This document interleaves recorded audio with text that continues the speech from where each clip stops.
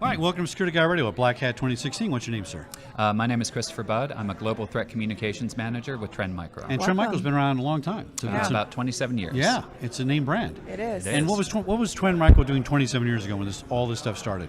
Well, we started life as an AV vendor, but we like people to understand that we're not an AV vendor anymore. We're a full-blown security company. Some of our best work these days is on network protections, vulnerability research. Many of your listeners may know that we acquired Tipping Point last spring. Very familiar. Last fall. Very familiar with Tipping Point. Yes, great product. Yes, great product, great team. So they are now part of TrendMicro. The Zero Day Initiative team is with us. Excellent. And they're all really happy, and we're thrilled to have them. Excellent. So we've done 39 shows so far? Just about. And everybody has a little different angle, and we talked before the interview about what we're going to talk about. And once again, something a little different. Yes. Ransomware, yes, but also business email compromise. BEC. Not a term I'm familiar with. Yeah. And let's explain it to everybody. Sure. So business email compromise can be thought of as kind of a variation on spam and phishing. But here's the thing. These are specific targeted campaigns where, let's say you are the CFO of a company. Right. You get an email at 11 p.m. at night, ostensibly from the CEO saying, we have a major problem with a contractor. We need you to wire $4 million. Oh, I heard about that. Yeah. Right. All right. So that's business email compromise. And why is that not phishing? It's a hybrid. It's a highly targeted form of email attack. Okay. Which typically is also known like whale phishing. Spear phishing. We're going over a targeted high executive type. Right. No. People will take the phishing analogy as far as they can. We haven't had piranhas yet, but I'm sure we will at some point. You heard it here first on Security Guy Radio. Coined a new term, TrendMicro. All right, so this is something interesting to me. I remember I worked at Fox and Disney for about 10 years. Started there in the 90s, and we had every toy we could spend our money on, and we could buy something called an email manager back then, and it had some security components in it. And just for this reason, there's so many things coming into a studio, stalkers, people trying to get to stars and things like that. We talked before the interview that you think we've kind of forgotten about this email problem as a specific issue, because people are trying to protect the network at the firewall from the exterior perimeter, and phishing is its own thing. But talk about how TrendMicro handles this. And how we need to get back, maybe we need to get away from the cloud and bring those emails back down on our corporate servers. Well, what we've seen is, email is not very sexy. As a security topic area, it's just something that people were talking about 10 years plus ago. In theory, I worked at Microsoft. In theory, Mr. Gates said spam would be gone by 1996 or 2006. Boy, was he wrong. Yes. But, people have been focused on mobile security, IoT. There's a whole bunch of new stuff out there. So a lot of people have set up their email security 5 years ago. It's worked fine, and they've just let it go. Yeah. Well, attackers don't stand still. With ransomware, with business email compromise, we're seeing email as the entry vector once again. The low-hanging fruit, it still is. Right. I would say attackers don't go away if you close one door. They're going to find a new door. And so, the other thing that we often see is there's a certain back to the future quality when it comes to this industry and attacks. Those who forget history are destined to repeat it. Right. Yeah. And we're seeing that right now with ransomware and BEC. Now, another piece to this is, from our customer base, one thing we've seen is people have been moving to the cloud. They've been moving away from on-premise email solutions, on-premise email security, up to cloud providers. Now, the cloud providers have some good basic email security controls, but it's not on par with having a full-blown solution. And it's also most oftentimes shared controls in other environments that you don't know about. You can't control how their behavior is, and it can impact yours if you don't really fully understand the cloud. So are you telling me I screwed up by moving all my personal emails to Google? No, not locate one management. It's easier, right? It is. No, but what's the security that is in place compared with what you had when you were doing it all locally? Now, I'm not sure that's the problem. Right. Yeah. Now, what we're finding is when people have moved to the cloud, they just take the default security that's being offered. It's good basic security. With ransomware, we're starting to see people that have moved to hosted email services, like in the cloud, they're experiencing ransomware. And so who's responsible at that point? Is it the hosted Well, that's a good provider, question, or yeah. is it still on the end user? Well, the end user clicks it, so maybe it's on him, but I don't know. Well, I mean, at the end of the day, the provider would say, we provide some basic security. We told you what we provide. You chose to accept it. And, the providers aren't doing anything wrong. It's just that's not part of their full proposition. And that's not what they're focused on. They're not focused on security. They're focused on providing cloud solutions. Right. Is anybody focused on security? We keep saying that. I know. They're not focused on security. They're not focused on... Who is? Right. The people here at this convention are. That's the only Right. people, right? Yeah. 'Cause Right. all the manufacturers aren't, and the developers aren't, and the code writers aren't. Very interesting. All right. Yes. But yeah. what we're seeing now is people are looking to adopt and adapt some of our cloud-based solutions to provide the same kind of protections for their cloud hosting.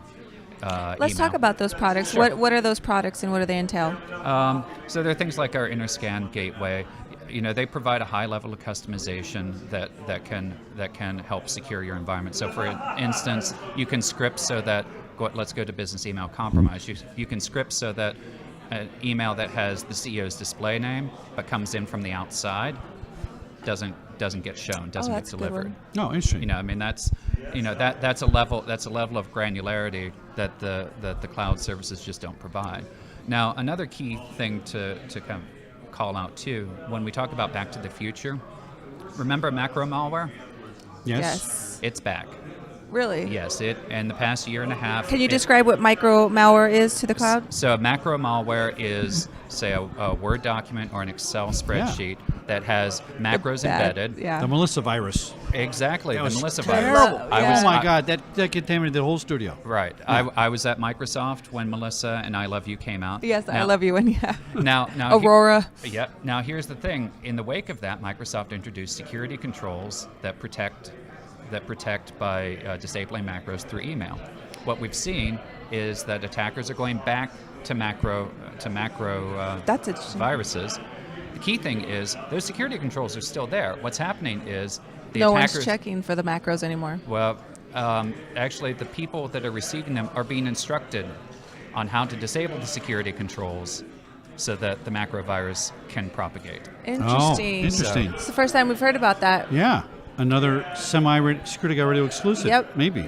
Very interesting. Yeah. So Yeah, that was a terrible, and a lot of people in the studio got in a lot of trouble because Right. those documents and emails that Melissa was forwarding didn't Right. exactly have business information in it. Right. A lot of private weird stuff. Well, now what we're seeing today is the purpose of these attacks is not mayhem like you had with the Melissa Right. or I Love You. Right. It's to get specific information, and this brings us back to business email compromise, because one of the best things that you can do if you identify an admin, for instance, in an organization, achieve a successful compromise to get information about who they're communicating with, so that you can craft a more credible attack to the next person up the chain. And I just realized inadvertently that I was a hacker.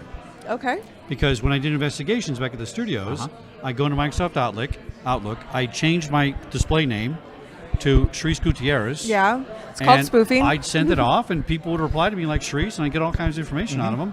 I'm not sure it was illegal because I wasn't stealing or doing anything like that, just a general conversation. But people fell for that all the time. Now, what I learned from that is almost every email I have, I don't look at your name. I could care less what the name is. I look at the email thread. Yep. And it's obvious to spot in those cases where it's from .uk or someplace I've never been to. Right. Are they getting more sophisticated in that sort of thing where I can't even tell the difference between the email address and the display name? Sure. I mean, hacking the underlying SMTP address, it's hard. It's more work than just the display name, but it's definitely something that you can do. Yeah. I mean, at the end of the day, it's important to remember email is clear text. Email is basically, to this day, a postcard. Yep. If you want any sort of security guarantee, you need to look at at SMIME or some sort of digital signature. And I used to look at, a friend of mine who does computers used to teach me, open up the source code of the email. Right. And there was something called hello. Right. And if the hello didn't match a certain thing, you knew it was bogus or something like Right. that. I can't remember what it was. Yeah. But that's too complicated for my grandmother to worry about. Oh, She can't absolutely. figure that out. So Well- what does TrendMicro do to help consumers? You're focused on business and enterprise, I assume, but we've asked everybody here. Right. Are we moving down towards the middle businesses? Because those employ most people in the United States. Sure. Right. So our product suite spans consumer all the way up to large enterprises. Oh, consumer too. All right. Oh good. yeah, absolutely. One of the first ones. Our internet security product used to be known as Titanium. It's you can buy it at Best Buy. Yeah. So Okay. it's it's a great product. It's been around for a while. We also have specific products for the small medium business Perfect. in our worry-free suite. Now here's an important and interesting thing. Let's go back to ransomware. Ransomware started on the consumer side. Yep. It kind of accidentally started going into the business side. The attackers figured out the businesses are actually a good target because your typical business has more money Yep, than especially an with the individual. insurance claims. Right. Yeah. Now, when you're targeting businesses, though, there's kind of a top of the bell curve for who you're targeting. If you go after the really big banks, well, they've got dedicated security teams. They can successfully fight. Small, medium businesses, they have Nope. more money than regular people, but they don't have the dedicated security teams. So do you find that they pay the ransom? It's hard to say because we haven't done specific studies in that. We encourage people to not pay the Yeah, ransom absolutely. for many reasons. But Yeah. one thing we can say based on our analysis and research is that the small medium business segment is the one that's been hit the most in terms of ransomware. Wow. Okay, that's what I thought it would Yeah. be. And some Right. people are saying, oh, no, really, it's more of a problem for a hospital or that kind of thing. Well, So interesting. That was my intuition on it. Right. I mean, again, when you think of the small medium business, it's kind of a hybrid between the enterprise customer and the consumer customer. And Yeah. so, like I said, they represent the top of the bell Yeah, the curve. enterprise has the money. The Right. hospital has the money, and the business decision is cheaper to do it. But you're a small Yeah. business. Let's say you're not in the cyber business, let's say, and you don't know how to handle that. You're Nope. just going to try and get a check and be done with it. Right. And then maybe hopefully change your security procedures Yeah. so you don't get hit again. Right. But it's interesting. Another guy told us that organized crime does not like this ransomware because to them that's low-hanging fruit, cheap crime.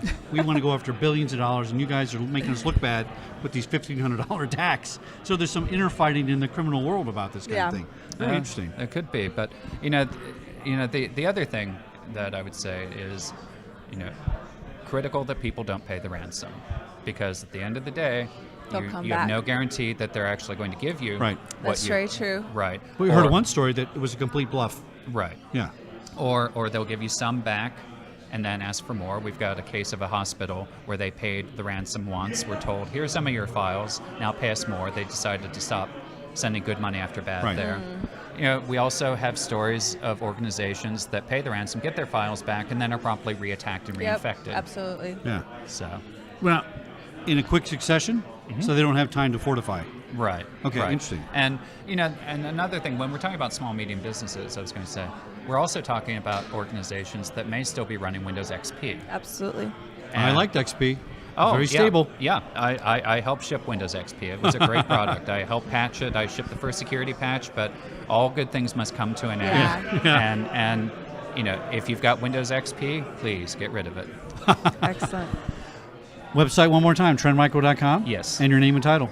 Christopher Budd, and I'm a Global Threat Communications Manager. Chris, thanks for coming on Security Guard Radio. It's been a great topic. Really a different insight than Yep. we've had before. Absolutely. And call us up and come on the show for 60 minutes one day. Okay, great. Sounds good. Thanks for Great, coming on thank Security you. Guard Radio. Thanks, Okay. Chris. Take care. Pleasure. Thanks.